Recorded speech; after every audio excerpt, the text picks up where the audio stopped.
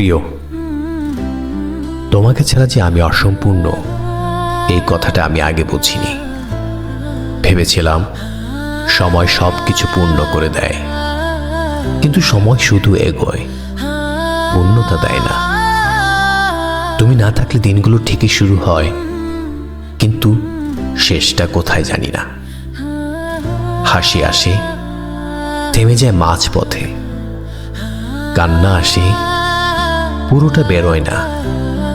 সব কিছু যেন অর্ধেক রয়ে যায় আমার মতো। ঘর আছে, আলো আছে, মানুষ আছে, শুধু তুমি নেই। এই নেই শব্দটার ভেতর আমি প্রতিদিন একটু একটু করে হারিয়ে যাই। আমি বুঝেছি সব থাকা মানেই পূর্ণতা নয়, কিছু মানুষের নামই পূর্ণতা। তোমার নামটা ঠিক তেমন। তুমি ছিলে বলে আজকের শূন্যতা এতটা ভারী। যদি না থাকতে তাহলে বুঝতাম না কি হারিয়েছি। আমি ভবিষ্যৎ নিয়ে ভাবি, কিন্তু সেখানে তোমার ছায়া খুঁজি। অতীত দেখি, সেখানে তুমি উজ্জ্বল, বর্তমান তাই ফিকে।